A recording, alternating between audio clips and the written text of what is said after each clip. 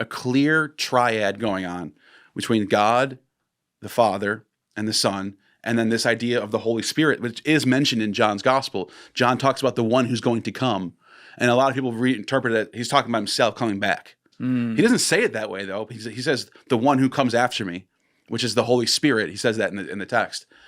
So in John's Gospel, you do have three persons happening. You have God the Father, God the Son, and this other figure called the Holy Spirit that's unnamed. So yeah, I agree with the Christians that the Trinity is based on in Gospels. It just was never called that. Yeah, a lot of critical scholars will say it was just never called the Trinity, and the way the Trinity develops in the Nicene Creed is different than what is in John. Fair enough. It does get developed. It takes 3 centuries to develop this idea. I could see that both ways, because I see what you're saying, like the fact that they developed it 3 centuries later and put them all together. But I could also see it from that perspective of like, well, maybe it really is a puzzle, and these are actually the three things that Jesus really wanted to refer to, and he just never said it that way, or at least we don't have a record of him saying it that way. And also, this is where you can get into the semantics argument of what did he really say ever. We can get the themes maybe, and maybe that is true, but when they're written in different ways in all 4 Gospels, and then the Gospels that, we'll talk about that aren't even, considered a part of the main Gospels that were also written, it's like, maybe the messaging is there, but the exact terminology isn't, and that's up to your interpretation. And so are these people interpreting it how they want to interpret it? Yeah, I think that's what's going on. I think after a period of time, after you get to like the middle of the 2nd century, there's no one left who even remembers the 1st century anymore. And there were different people, different political situation. Everything's different. And I'm sure the tides go with what's more popular. Yes. And then whatever one's more popular wins out. And so those extreme groups like the Carpocratians who are like, sell all your property, that's not going to win out. People don't want to do that. People want something more simple. Just have faith, just come to church and, get a communion, get a Eucharist. Simple. Yeah. That's what people want. People like rituals. People like going to church and seeing rituals play out. They're Romans. I love that stuff. So I can see for me, it's very clear why Orthodox Catholicism wins out. It's very simple. It's oriented towards the masses, towards the average person, just to show up and become part of the church. That's it. That's all they really want.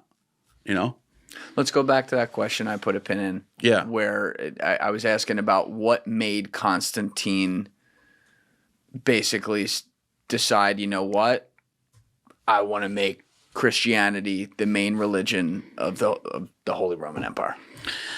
So it's interesting because it's actually Theodosius after Constantine who completely makes all the other cults illegal except for Christianity, and Judaism is still legal. Actually, the Jews get more rights than the pagans do under Theodosius. The pagans that they used to follow. Yeah, pagans that used to be in charge of everything are now out the door, completely gone. Unless he thought that was funny. Yeah. But no, it's true. Like they got taken out of their power situation, and now they're nobodies. Now they're completely legal. They actually were getting persecuted, pagans were. But Constantine tried to go for a different, he had a different attitude where Christians just got off of being persecuted, 313 AD. They're just getting a year or two off of the persecutions being lifted in 311. Why were they lifted? Well, Diocletian was no longer alive. Diocletian dies. Yeah. And it just wasn't popular. People just didn't like they didn't want to persecute people. No one wants to do that stuff. It just wasn't, they didn't want to enforce it anymore. And they just wanted to lift it. It just naturally got lifted. It played its course. Okay.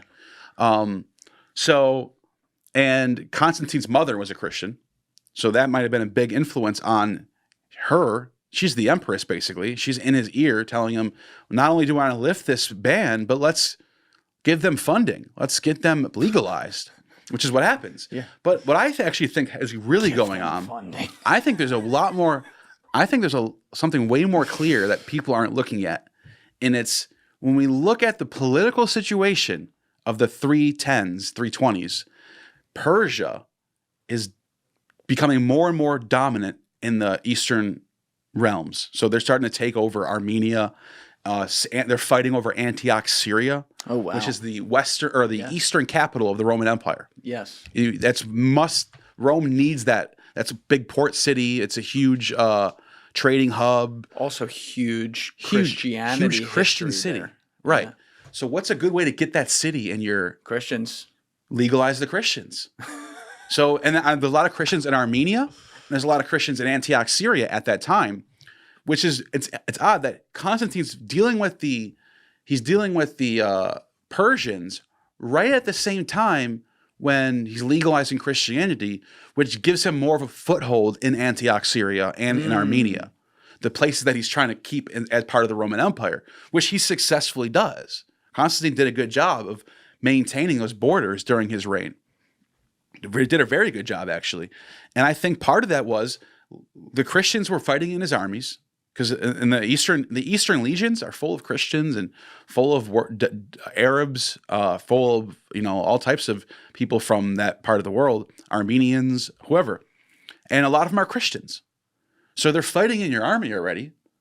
So we should give them more credibility. So he legalizes Christianity, gives them funding.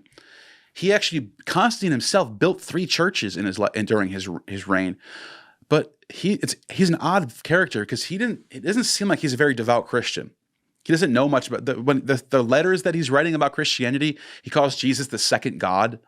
So like he's getting a lingo all mixed up. It sounds like he's just learning about Christianity for the first time. Some of it felt like, oh, we need new wallpaper, put it up. Yeah. I don't know if I'm oversimplifying that, but and then his ark, the famous Constantine's ark, Arch of Constantine. Someone will hit you on that. Yeah, someone's going to say it's this. But the artwork on that thing, there's nothing Christian about it. There's no crosses on it. There's no Jesus on it. There's no Mary on it. It's just it's like soldiers, and then there's like the 4 winds, which is very pagan. And then some of the senators that were following Constantine's lead and getting converted, there's a few of them on record. At this time, though, most of the senators, which represent the average Joe, are still pagans up until 380, until Theodosius' decree. They're still pagans, and they're actually fighting against Constantine in Rome. A lot of them are fighting, are trying to. They don't like what Constantine's doing, or his sons. And his son Constantius actually got rejected by some Roman aristocrats when he came to visit Rome. So this wasn't that popular. It was popular in the East, not as much in the West. But Constantine, what was I going to say? The senators that were following suit, on the ones that we have that converted, it's funny because you look at their sarcophagi. I looked this stuff up. I'm like, I want to know, are these people really Christians? Are the Christians saying they converted and they didn't convert? I'm asking all these questions. And the sarcophagus of this one senator, who was a senator during Constantine's reign, has Christian scenes on his sarcophagus. So he was a Christian, but he also has other scenes of pagan stuff on there. So there's a scene on his sarcophagus where it shows the erotes, which is erotes. There's the little Cupid babies. Now, someone might look at that and go, "Oh, how do you know those are just Christian angels?" Well, that's because the baby angels that's a medieval thing. This would be anachronistic. It wouldn't make sense in this time period. He's just bi-religious. That's what I'm saying. Yeah. I think at this point in time, it was kind of common for people to still adopt their average, they still go to the sacred games of Apollo. Sure. And they still go to the Olympics and watch the torch. And they're still following certain customs, but they convert to Christianity because it's this new hot religion that Constantine just legalized. Yeah, it's like the Bruce Lee thing. They're taking what's good of all different stuff and discarding. And this is reflected in the Greek magical papyri, which is a collection of papyri that have been found all over Greece and Egypt and Syria and all over Rome. And it's a collection of magic incantations that's mixing and matching paganism and Christianity. So you have one hymn to Osiris, and then the next page over it's Yahweh, Sabaoth, and Dionysius and Jesus. They're all there in these random. It's called the Greek magical papyri, and these are not church documents or anything. These are not elites that are writing this stuff. These are average people just writing stuff that they're like New Age people. Yeah. The people today you see people online mixing Jesus with Buddha. I haven't even seen that one. No, I'm just like using that as an example. Okay, New Age people are mixing and matching religions. Got it. Like, oh, Christ was him and Buddha were like, so you get this stuff all the time online. Yes. Well, people were doing that in the Roman Empire. They were mixing and matching Judeo-Christianity with pagan stuff. Sibylline oracles is another prime example of this. The Sibylline oracles are a collection of sources that are prophetic. It's coming from the mouth of the Sibyl, which is the voice of prophecy. And they start off pagan. It's all about like Achilles and Apollo and Dionysus and Zeus. And then in Alexandria, Egypt, at some point in 3rd century to 1st century BC, somewhere in that period, 2nd century BC, you start to see Noah get written in these Sibylline oracles. They're still written in Greek. They still have pagan themes in it. All of a sudden, Noah is being cited as a character. All of a sudden, Adam and Eve are being mentioned. All of a sudden, Abraham's getting mentioned. All of a sudden, they're mixing Judaism and paganism in the Sibylline oracles. And then, after the 1st century, what you see is those same collection of texts called the Sibylline oracles start to Christianize. And you start getting about prophecies about the birth of Christ under Augustus. And so that's what you can see the transformation of pagan literature into Christian literature. Eusebius, another example, I mentioned Eusebius, he thought that Virgil's Eclogue, I think it's Virgil's Eclogue 11, I think it is. It's one of the Virgil's Eclogues where he mentions the divine child, the birth of the divine child that's going to come and save the world. And he thought this was about Christ. So people are. I could see where he draws. I can see why you can draw that. And so people are looking at pagan literature and going, well, even they're pointing to Jesus. Another Gnostic group that ties in with this is called the Naassenes, Naassenes. Oh, Alex talked about these guys. Yeah. These are the prime example of early Christians. This is the 2nd century, around 150 AD is when they're thriving. This group called the Naassenes believed that Jesus was the fulfillment of not just the Old Testament, but everything. They believed that Attis, remember I pointed to Attis and how he had the Hilaria festival? Mm-hmm. The Nicene preacher in the sources tells his followers to go to the Hilaria and witness the rites of Attis, because in those rites you will find the mysteries of Christ. He had a hymn it's called the Nicene hymn, but really it's all he's doing is he's ripping from the Homeric hymn to Attis. In this Homeric hymn to Attis is a mixing of different gods. So it's basically starts off with, actually, we want to pull it up. Yeah. I can show you. It'd be better to pull this up. What do you want him to search? Nicene hymn. Naassenehymn.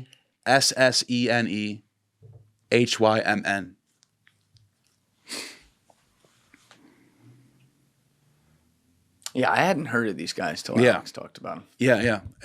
There's a lot of these groups where, let's see if you could find the actual hymn. Or you can type in Homeric hymn to Attis.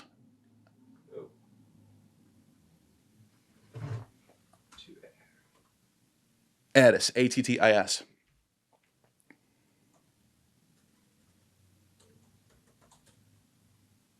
That's it, yeah.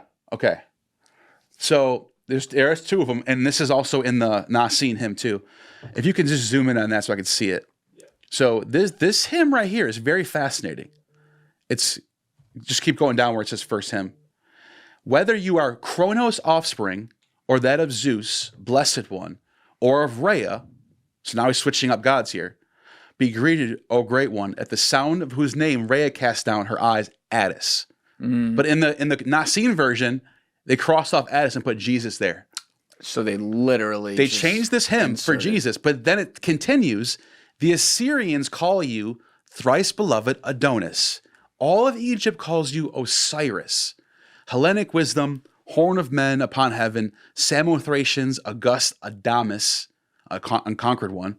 The Haemonians call it Corybas. The Phrygians, Pappus. These are all gods. These are all gods that have myths tied to them of like them dying and coming back to life. Right. So these Naassenes, these Christian Gnostics, were saying that Christ was an incarnation of all these pagan gods that came to live on earth.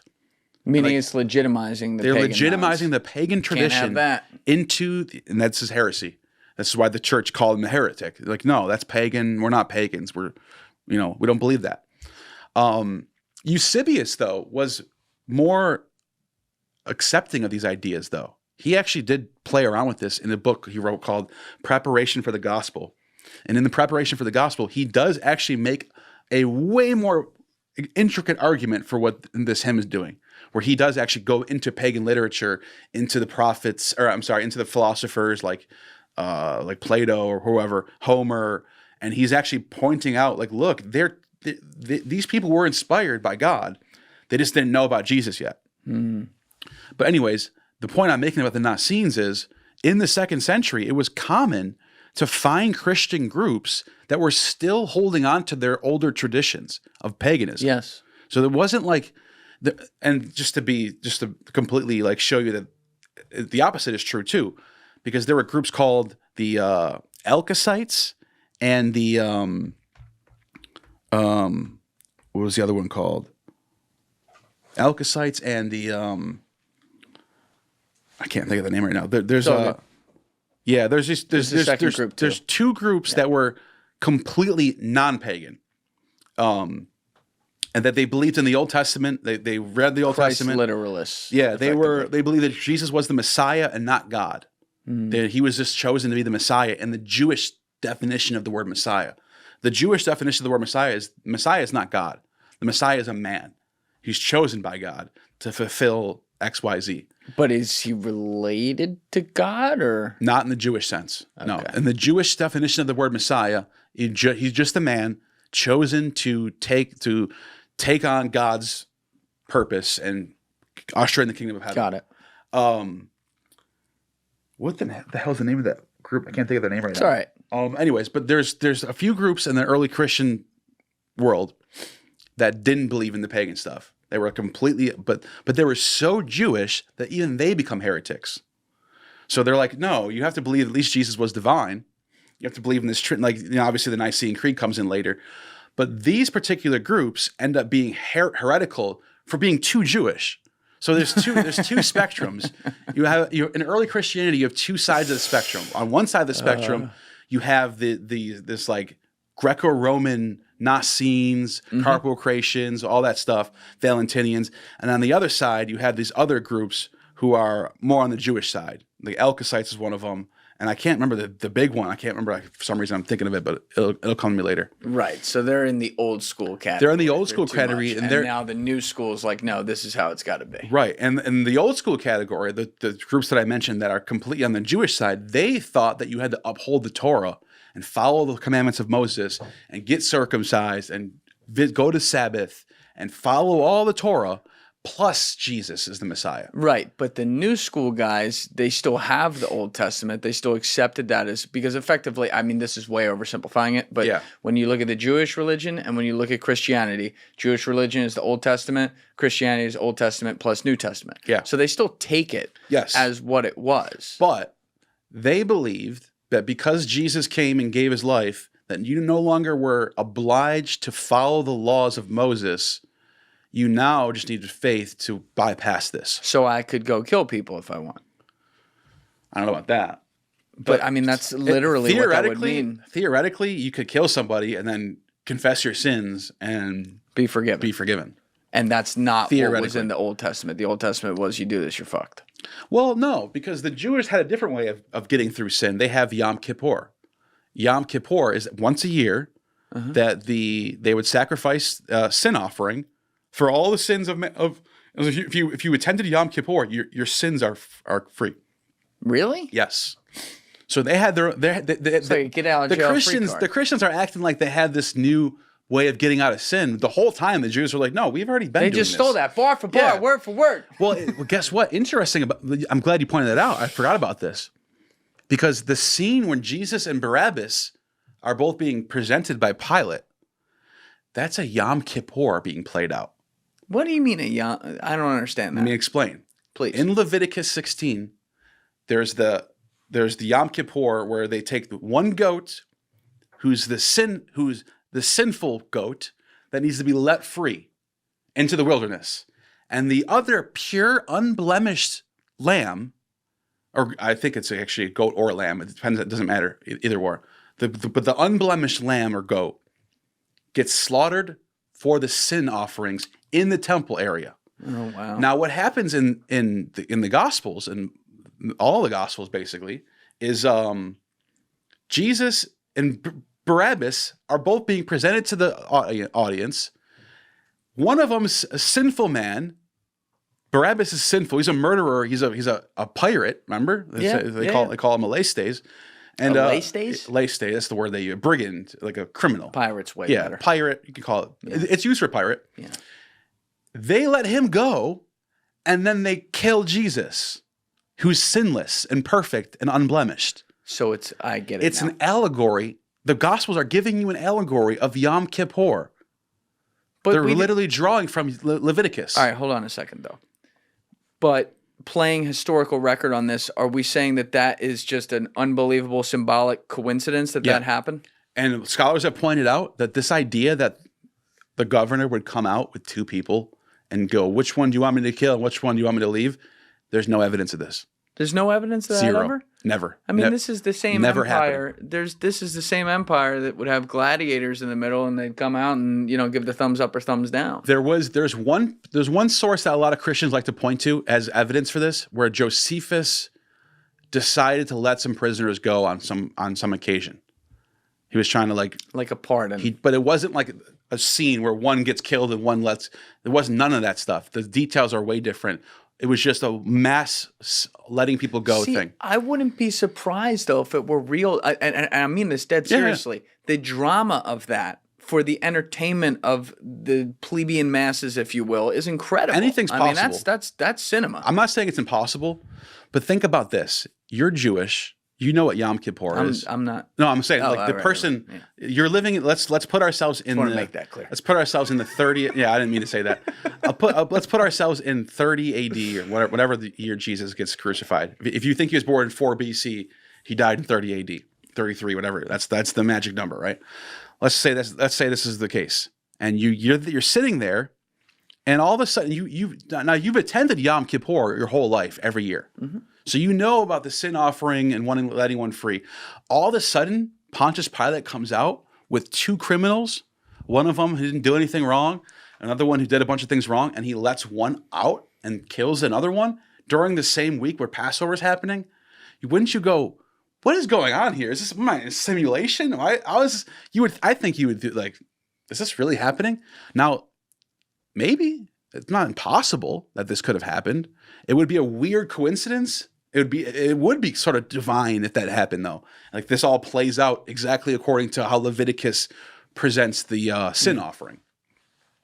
I don't know if you want to show the sin offering in Leviticus, if you want to give the people context of that. Let's do that. Yeah. I love context, especially with this stuff. That's why I like watching your channel. You're always pulling stuff up. We're trying. Yeah, we're trying, man. Because Leviticus 16. This stuff gets so complicated, and there's also a lot of opinions in the middle of it with people who have beliefs and stuff like that. Yeah. So Get as much. That's why I'm trying to give the nuances as much as possible, and not just give one side. In Leviticus 16, the sin offering involves 2 goats, a bull, and a ram, and is performed annually on the Day of Atonement to cleanse the nation of Israel from their sins. Yeah. Now go. If you want to just read the passage, we can go down. Yeah, let's right do there, that. Bible Gateway. Okay. The Lord spoke to Moses after the death of the 2 sons of Aaron who died when they approached the Lord. The Lord said, I lost my spot. The Lord said to Moses, tell your brother Aaron that he is not to come whenever he chooses into the most holy place behind the curtain in front of the atonement cover of the ark, or else he will die. For I will appear in the cloud over the atonement cover. This is how Aaron is to enter the most holy place. He must first bring a young bull for a sin offering and a ram for a burnt offering. He is to put the sacred linen tunic with linen undergarments next to his body. He is to tie the linen sash around him and put on the linen turban. These are sacred garments, so he must bathe himself with water before he puts them on. From the Israelite community, he is to take 2 male goats for a sin offering and a ram for a burnt offering. Aaron is to offer the bull for his own sin offering to make atonement for himself and the household. That's the priestly offering, yeah. That's different. But keep going. Then he is to take the 2 goats and present them before the Lord at the entrance to the tent of meeting. He is to cast lots for the 2 goats, 1 lot for the Lord and the other for the scapegoat. Now, pause. If it says B right there, you want to put your cursor over that B, where it says scapegoat, down a little bit. Right there. See that B? I just want to. I'm just curious what that in footnote says. It says the meaning of the Hebrew for this word is uncertain. All right. The word in Hebrew, if you look up the Hebrew version, we can if you want, but it doesn't really matter. People can watch and do this themselves. The word is Azazel, which gets translated as scapegoat. But in Jewish tradition, Azazel is like a deity. It's like a second god, like a figure, a sort of a demonic figure called the scapegoat. So the word gets translated as scapegoat, but the reason why there's a footnote there is because in Hebrew, the word literally just says Azazel. So it's actual noun, a proper noun, a being. So if you continue this, it says Aaron shall bring the goat whose lot falls to the Lord. Go up a little bit, whose lot falls to the Lord, and sacrifice it for a sin offering. But the goat chosen by lot as the scapegoat shall be presented alive before the Lord to be used for the making atonement by sending it into the wilderness as a scapegoat. Yeah, that's what you said. So the one that's chosen to be the sin offering gets let go, and the unblemished one gets slaughtered. And that, a lot of people have pointed out, not just me have pointed this out, that looks like what's going on in the scene of Jesus and Barabbas. So it's a perfect... It's a coincidence and symbolism, or the connotation could be that the story is made to match. Yeah. They're sort of like mixing. Like, I'm not saying that it didn't happen, that there wasn't a trial. Maybe there was another character involved, but I think the writers are drawing from the Old Testament to make the New Testament, and this is actually common typology. Yeah, they call it. For example, like Jesus carrying his own cross to his own death is analogous to Isaac in the Old Testament carrying his wood, because he's the sin offering that Abraham has to sacrifice his only son. Yes. So Abraham is a picture of the father sacrificing his only begotten son. Isaac is a picture of Christ carrying his wood to his own death. But there's also, and this is where it makes sense to me too, looking at that story. Throughout human history, anything, not just religion or whatever, history repeats itself in different forms. It really does happen. So I could see why they would do something like that being that way. I have a couple tangents within this topic I want to go into. And real quick, Alexander the Great is a real person who really lived and did a bunch of crazy stuff. Right. But he gets the same birth narrative as Dionysus. Because Dionysus, his original birth was Zeus comes in the form of a dragon and impregnates Persephone. In the Alexander romance, Zeus, Ammon Zeus, comes in the form of a dragon and impregnates Olympias, gives birth to Alexander. And then later, Augustus... But not his father who was murdered? Not Philip. So he's like a Joseph. In this story, Philip is not the father. He's like a Joseph. He's the son of Zeus. Yeah, he's like a Joseph, exactly. Yeah, exactly. He's not the real father. He just raises him. Later on, in Suetonius' works, Augustus gets the same exact birth narrative as Alexander and Dionysus both get, where a serpent comes and impregnates Olivia and gives birth to Augustus. Now, the reason why I brought that up is because this is how people wrote stuff in the ancient world. It doesn't mean Jesus didn't exist or it's all made up. Just means this is how they write their stories back then. They do mimics of other things. They rewrite things. They do like DLCs of stuff. Like they're just redoing things. But anyway, I cut you off. No, all good, all good. That's good context. What I was saying is we'll come back to. I have other questions around the Council of Nicaea and some other things there. We'll come back to that. But because we've been honing in on like the story of Jesus and the death so much right now, let's start with this. What was the history of like crucifixion, and how common of a practice had that been within the Roman Empire at that time versus like other ways of people being put to death? During the Great Persecution, you're talking about? Like No, like during when Jesus was crucified. Oh, you're talking about crucifixion. Yeah. Oh, that's what the Romans were doing. This is like well documented that the Romans used crucifixion for the worst outlaws. So they wouldn't crucify their own Roman citizens unless it was something horrible. I don't know. I can't think of any on the top of my head. Well, wasn't Jesus technically a Roman citizen? No, Paul was. Wait, what? All right, explain that. Paul was living in the Roman Empire. Yeah, Paul. Well, but here's okay. Good question. People don't. A lot of people don't know this. I've never heard this explained. The Roman Empire has senatorial provinces, and they have imperial provinces.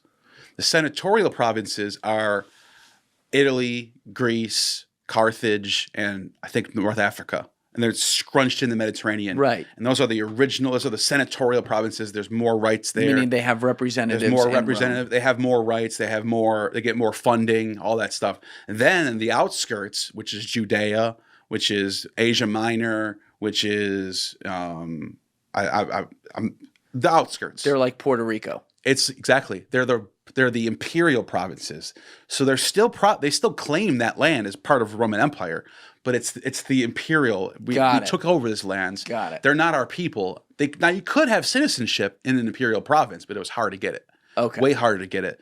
So the Judeans were not necessarily their religions aren't legalized and they're not recognized as the Roman imperial religion, but they're allowed to do it. They don't want problems. They're not trying to like make people do things they don't want to do. Yeah. They want people to be happy. Yeah. So like they just want you to pay your taxes and honor Caesar and just do it, stay out of everyone else's way. But you were saying their own Roman citizens they wouldn't crucify. They wouldn't crucify. Crucifixion is so horrible that they would do it as a way to deter people from doing whatever the person got crucified for. And so like people who were like religious fanatics who were like claiming to like take down the Roman Empire through their divine power, that's a problem. That needs to be stopped. And not only does it need to be stopped, we need to make a message for anyone who tries to do this, that they'll be crucified and they're going to have a horrible, the worst death you can imagine all day long. You're just dying slowly. Now, but there's multiple ways they would do it. One would be they would nail people in. The other way would be they would literally tie their arms and it would take days, I think, to die, right? Yeah. So did they just do both of those? I'm sure it depended on where you were and who's doing it. Got it. Because this is not easy to do. Right. So imagine trying to do this to somebody. I couldn't do it. So like you got to think. So whoever's got to do this, do they want to draw it out, or do they want to just get it over with? Right. So my guess is, depending on where you're at, who's doing it, it probably was different everywhere. Okay. There probably was a different way of doing it, and there might have been someone who just didn't want to do crucifixions. They just wanted to do a quick, I don't know, stab or something. Yeah. I don't know. The second big question I had here is kind of at the center of what we're talking about today, just with you and your perspective and your own journey and like how you're looking at all this and evaluating it. But like based on all your research and what you think, who was Jesus like to you? So like if we just accept Jesus of Nazareth is a real person, right, and like the bare minimum of what I think he was doing. So I've been to Israel. I spent a whole month there, and I was fascinated by the Galilee, where Jesus grew up. I was fascinated about how Hellenized it was, how Greek. How much they had stadiums there, they have theaters there, they have temples to Greek gods everywhere. There was a temple dedicated to Augustus right around the time Jesus was alive, probably like the 1st century BC. That would have been like 30 minutes from him, like in Nazareth, right there. There's a temple of Pan there. Pan Sephirus, or Pam? Pan, the god Pan. 2 M's? P-A-N. 2 M's. Oh, Pam? Oh, he's not getting the joke. What's that? Remember from Step Brothers? When he's like, are you saying Pam or Pan? Yeah. Oh, I just remember that now. Pan. Yeah. That's funny. Damn it. So they have right over his head. Yeah, it went right over me. I thought it was like Pam Anderson or something. I was like, what? No. Pam? No. Anyways, no. So it's very Hellenized in comparison to when I went to Jerusalem. Not Hellenized, not as Hellenized.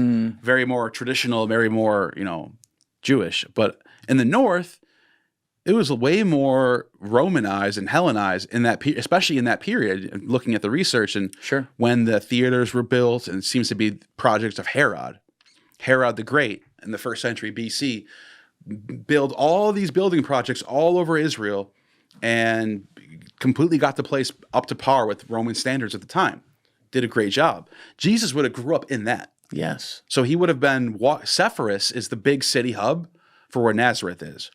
So you're saying he would have been in some ways culturally Hellenized. Yeah, so think about it like this. New Jersey, right now, with Hoboken, New York City is the big city, right? Right. That's where everyone goes to go do stuff. Nazareth would be like Hoboken, And New York City would be like Sepphoris, the big city. Walking distance, too. Yeah. So you can literally walk from Nazareth to Sepphoris. It's the same general area. Yeah. It's literally 2 hills on the same area. So you would walk from one hill to the next hill to go to Sepphoris, where the big market is, where the theater is, where the columns are, where the governor would be.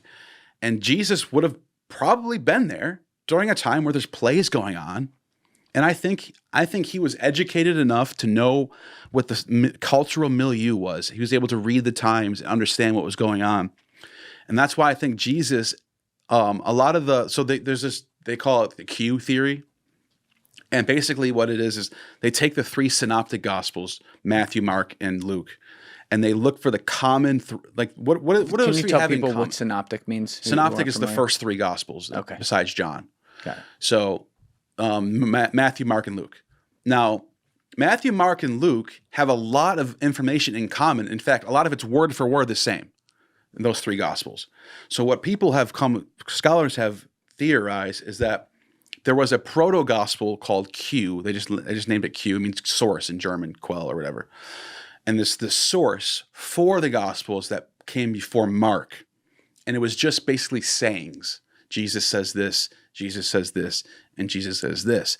And if we look at those sayings that all these 3 gospels have in common, you get a Jesus who is concerned about his fellow Jews being too dogmatic and not living with reason and just being like common sense. So for example, one of the phrases that you get in Q is, if your animal falls into a ditch during the Sabbath, are you going to leave it in the ditch because you can't work on the Sabbath?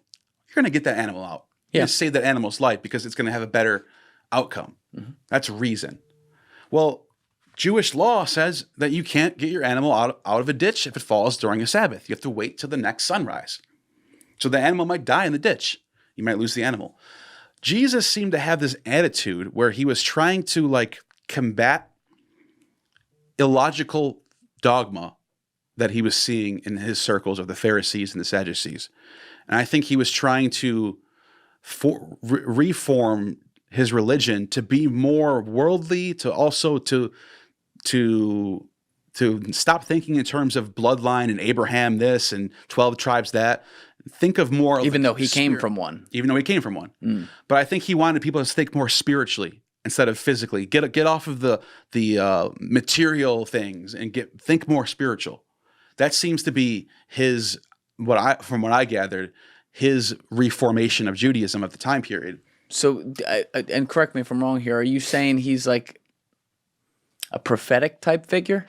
That's what a lot of the.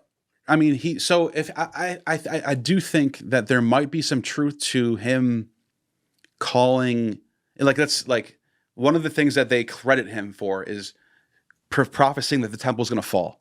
Like one of the things Jesus says in the sources and in the Gospels is that there will be no stones here standing when the Lord comes. Mm-hmm. Meaning the temple is going to be destroyed and not a single stone will be standing.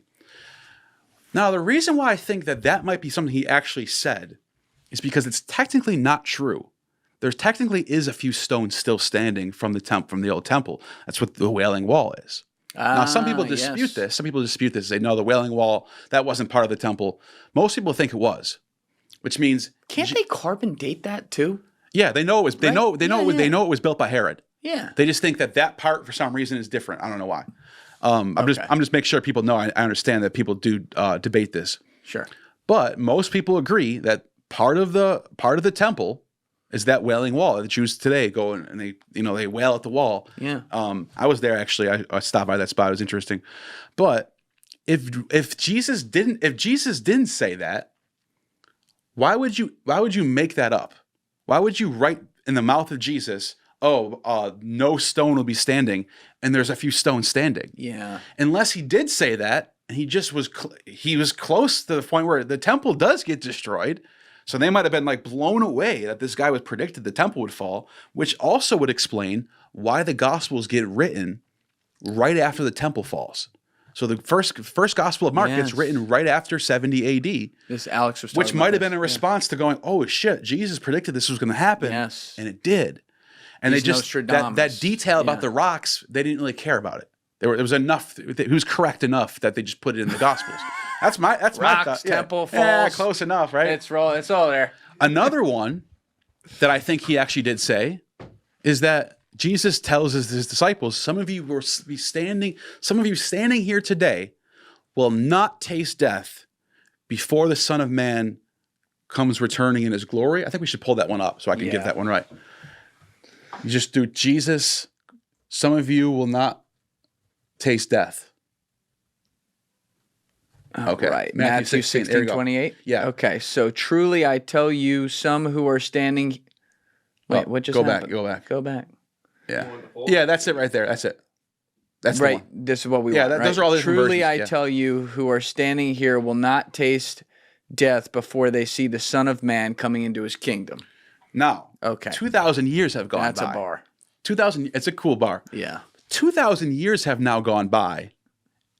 And is there anyone still alive from Jesus' time? That I'm aware of? No. Exactly. So this is technically a failed prophecy in a way, which makes me think he did say this. Well, no, because hold on a minute. Here would be the divine counterpoint. Sure. If he's referring to himself and saying that this is like some greater symbolism for his resurrection, which says that happened. That's what people say. You're spot on. That's exactly how they were. I'm not saying that's right. I'm not even saying that's a bad counter. I think that's possible. Yeah. But I do think they could have been a little more clear on that. Like, because like, why would you even? I'm going to resurrect. There's a lot that could have been more clear. Here's my problem with that. If he's about to die in the next couple days, why would anyone else die before him? So it's just like, that's just a give me. That's just like given that they're going to be all going to be there when he comes back from his resurrection. So this makes say that again. So if he were to die, why would anyone? So Jesus is telling his parables in the last couple of years. His ministry is from age 30 to 33. Yeah, we missed him from 13 to 30. So he's telling people about his death coming. And if this is really about his resurrection, then why would anyone even taste death to begin with? They're all going to be alive still. Is part of it though, like he couldn't be so obvious about it because then it wouldn't happen because they wouldn't give him what he wants. They wouldn't, you know what I mean? Like if he ran around and said it simply, like he's standing here, I'm Jesus for a minute, right? Yeah. Not to be confused, but he's standing here talking to these people in a crowd and saying, this regime is going to kill me in approximately 3 years. I'm going to be crucified. It's going to be terrible. Everyone's going to watch. Right. And then 3 days later, boom, shakalaka, I'm coming out of this fucking cave. Son of Man's alive. I'm God. If he did that, maybe they wouldn't then make that happen. Whereas if he kind of speaks in rhythms and rhymes here, like, some shit's going to go down, whatever, yada, yada, then Pontius Pilate falls right into his plan. He does the crucifixion. He goes into the cave. He's dead. Now he comes out alive. Boom, everyone's happy. So maybe what I'm saying is he's being actually mysterious for the sake of being mysterious so that the prophecy could come true. That's one way to look at it. Wow. But I do think, the simple reading on this is he actually is saying, when I coming in his kingdom is a specific, like in Revelation, at the end of Revelation, it talks about the New Jerusalem, the kingdom of heaven being ushered on earth. Mm-hmm. That's at the end of the world.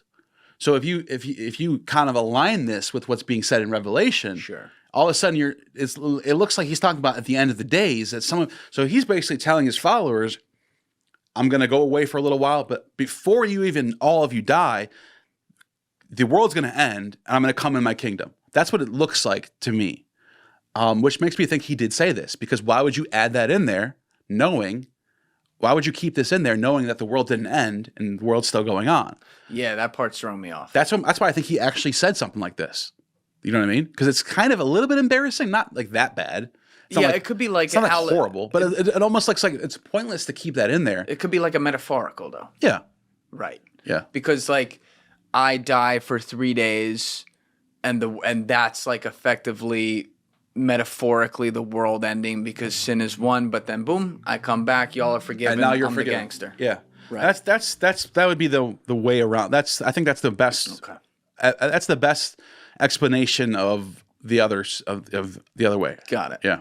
You're very fair. I like how you present things. Trying to be. You're very fair about things. You have your opinions, but it's based on studying every side of it, which is pretty cool.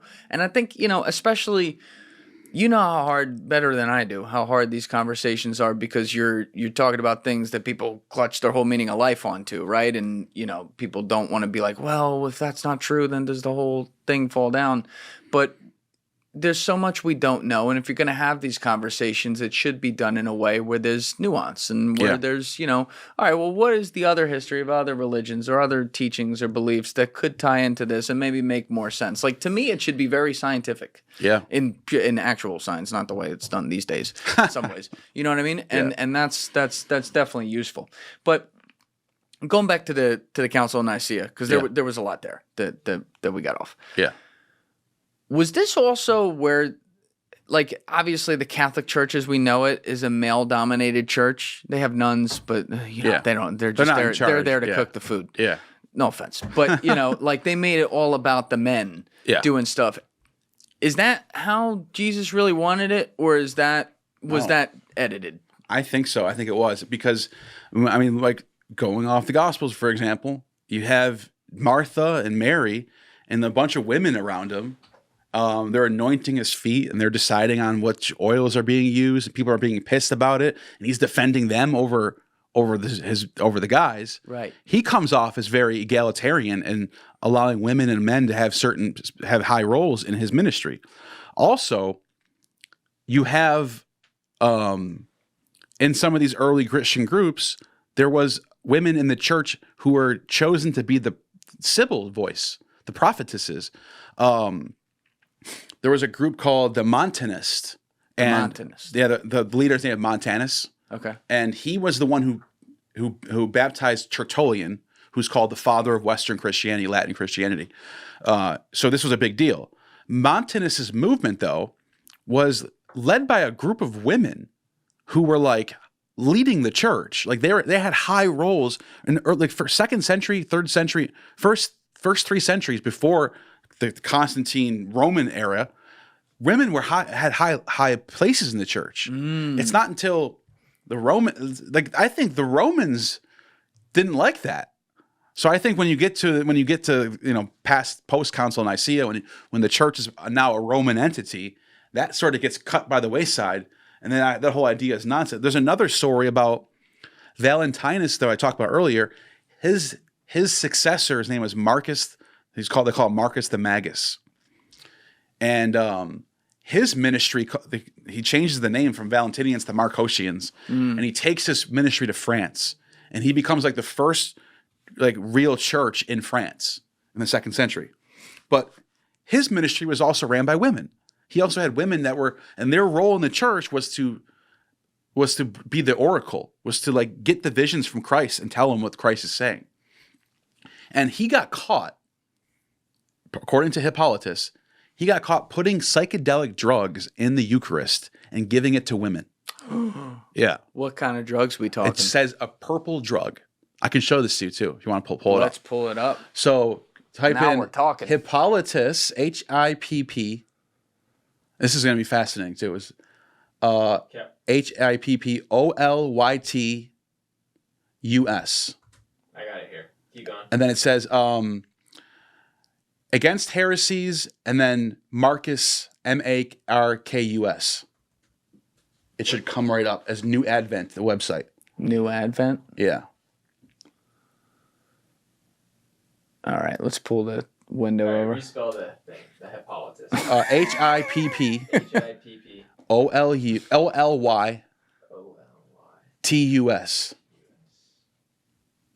Hippolytus. Okay, so refutation Hippolytus. That's the first one, I think. Okay. You want to read this? So, yeah, I'll read it for you. Can you just do a word search and type in Marcus? MAR. There it is. There's 26. Yeah, keep going down. That's up. Marcus refuted by Irenaeus. Oh, is this Irenaeus? Yeah, there it is. Here it is. Okay, cool. So look at this. A certain other teacher among them, Marcus, an adept in sorcery, carrying on operations by sleight of hand and partly by demons. This is a church. This is a saint that's writing this. Saint Hippolytus is writing this. So this is an We've official. got a lot of keywords. This is an official church text. Okay. And this is from the late 2nd century. And he says, partly by sleight of hand, partly by demons, deceive many from time to time. This heretic alleged that there resided in the mightiest power from invisible and unnameable places, and very often taking the cup as if offering the Eucharistic prayer and prolonging it to a greater length than usual, the word of invocation, he would cause the appearance of a purple and sometimes red mixture, so that his dupes imagine there be grace descended and communicated that to the potion of a blood red potency. The knave, however, at the time succeeded in escaping detection from many, but now being convicted of the imposture, he will be forced to desist from it. For infusing secretly into the mixture some drug that possessed the power of imparting such a color, as alluded to above, uttering for a considerable time nonsensical expressions. Yep. So they're tripping out, right? Yep. He was in the habit of waiting in expectation for the drug, obtaining a supply of moisture might be dissolved, and being intermingled with the potion might impart to the color. This sounds like GHB psilocybin. Yeah. Yeah. And if there's a whole, people can read this on their own, but like the next paragraph, it says, Marcus infusing the drug mixture into a smaller cup was in the habit of delivering it to a woman to offer a Eucharistic prayer while he himself stood by and held in his hand another chalice larger than that. So he's like doing a sleight of hand. And basically, sum this all up, so I don't have to read the whole thing. He basically says that these women were tripping on this drug and getting prophecies from it. And he was like reporting the prophecies to the church. And then he got caught. So he became a heretic. But it turns out that his group, called the Marcosians, are responsible for spreading Christianity into Europe, into France. So it was worth it. His job was done, even though he got caught. So he took an idea that he viewed as truth, decided to spice it up a little bit to create some lies, to spread it so that the original truth could actually be spread, but it's now going to be sprinkled in some stuff that maybe isn't so true that's going to cause the problem and muddy the waters moving forward. Yeah.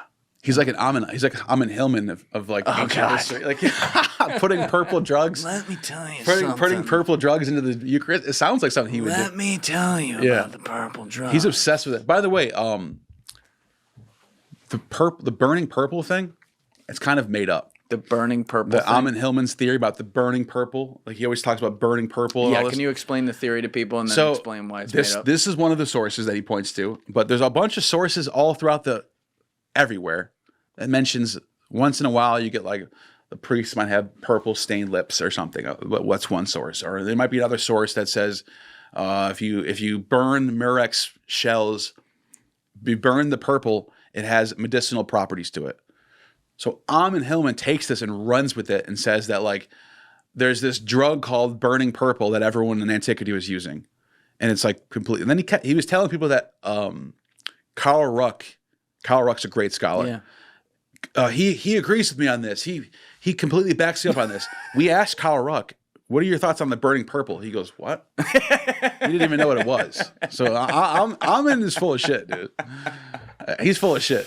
He's 75% fascinating and 25% just full of shit. There's a lot going on there. Yeah. Whatever that is, but interesting guy to listen to. But talk, that's one of the sources he likes to point to. Yeah. Yeah. The other one is the Borborites. The Borborites? Yeah, there's this other group called the Borborites. This is another one, Alex. And mentioned. they're affiliated with a group called the Nicolaitans that are mentioned in Revelation. Okay. And they got accused of eating fetuses in their Christian rituals. Yes. Epiphanius says this in the 300s. He writes about this. Eating fetuses. Eating fetuses and having orgies where the men would give up their wives to other men and they would trade. They were doing swinger stuff. And then he says that they have their own gospel called the Greater Questions of Mary. And in this gospel, Jesus comes to Mary and says, unless you drink my semen and eat my flesh, you cannot get to the kingdom of heaven. And then she falls to the ground and passes out because she's like, how? What?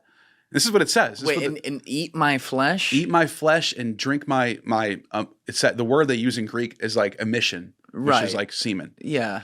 And he says that is First the one that makes is the sense. Eucharist. That is in order to get to the kingdom of heaven, you have to do this. And she falls to the ground. He picks her up and goes, "Why are you have such little faith?" And it's like, how about a blowjob? yeah, Epiphanius. So Saint Epiphanius, who's writing in the 4th century, is reading about this and going, "These are fucking heretics, dude. These are the worst heretics I've ever seen." Or That's what he said. Jesus was a G. Yeah, or maybe. Amon Hillman thinks this is a true story.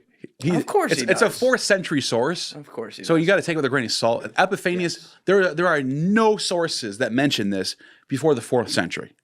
So you got to go, is Epiphanius just trying to, you know how people today will be like, "Oh, Hillary Clinton eats babies." Oh, yeah. That's probably what was going on with these people. That's, you know what's They're fun? probably- I didn't even want to say it to draw attention to it, but that is exactly the example that was going through my head when you were saying that. That's why. Where it's just, let's take someone who's already corrupt or already bad, or in this case, not, you know. Maybe and they were let's doing just- some shit. Let's make them the worst you could possibly be. It's like, this is why we can't have nice things. That's what most scholars say about the Borborites. They think that they might have been real, but the details that are given by Epiphanius might be overdone. you. Like they're just trying to badmouth them. I got you. You know. What about, like, because we got in this talking about the, I guess, maleitization, it's not a word, but malifying Masculinity, the masculinity of the church as it became. But, you know, there's talk that one of the banned gospels is talking some evidence of it. It appears that one of the banned gospels, for example, is Mary Magdalene. Gospel of Mary, yeah. That's a great text, by the way. Yeah. So what's the story there? When was that discovered, and what evidence do we have of what's being said in there as a narrative being true? That particular text is not actually part of the Nag Hammadi scriptures. It's part of a different collection of texts they found. I forgot where they found that one, but I think it's dated to the 2nd century. Okay. And in that particular text, Mary is trying to tell the other disciples that Jesus gave her secret wisdom that no one else has, and they're all doubting her. And I think it's Peter who comes to her at the end. He comes to her aid and says, "Who are you guys to judge her? If Jesus did give her the secret knowledge, then we should take this very seriously." And then it abruptly cuts off because we lost all we have is fragments of it. So, and it's a very fascinating passage where Jesus is saying, like, to Mary, she goes, "What is sin?" And he says to her, "There is no sin. You just call it sin." It's a very, very weird, strange, doctrinal stuff going on in this. It's very, very Gnostic. Very hippie. Yeah, very Gnostic. Yeah. But like basically the whole point of the story is that Mary was given this secret wisdom that no one else has about the kingdom of heaven. And if you want to know about it, read this gospel. That's basically what it's at. Is there, whether it be in this gospel or in other things, this is a question I always ask people who look at this stuff. Like, is there evidence to point to a relationship between the two? Like, I mean, you just pointed one out Mary with Magdalene. an extreme example, but that's what I'm saying. Like Jesus actually having a relationship with a woman, because at some point, you know, the church decided to teach, that's an interesting word to put there, but teach that, like, Jesus was sacred. He came from the Virgin Mary. He did not take a partner on this earth or whatever. Right. Like, he's divine. He's above us. And yet I've never fully grasped that, because I'm like, okay, if you go with the narrative that he's the son of God, let's play with that for a second. What would be so bad about him having A child. not even that, but before that, having a wife or a companion here on earth? Like, I don't understand. I don't see the problem with it either. I don't see any problem with it. But I do think in Matthew and Luke, and I think John too, there's the depiction of Mary, and I think in one of the versions is Martha, anointing his feet with oil and wiping off the oil with her hair. It's a very intimate scene. Yes. And you can almost see, like, are they trying to tell us something here? Was there something going on? Why Mary Magdalene? Why is she the one brought up all the time? It's almost like there's like an underlying narrative that's not necessarily like in your face, but it's in the background of the Gospels, that Mary Magdalene and Jesus had something going on. Yes. You almost get that vibe from reading all the Gospels. Isn't there one of them where he says, where he doesn't use the word wife, but he refers to her as a woman, yeah, as his companion? There's another word there. Yeah, this is somewhere that in my I head. forgot, but I think you might be right about that. Thank you guys for checking out this clip. If you haven't already subscribed, please subscribe and hit the like button on this video. It is a huge, huge help. And if you'd like to check out this clip's full podcast episode, that link is in the description below or right here. And finally, you can follow me on Instagram and X by using the links in my description below.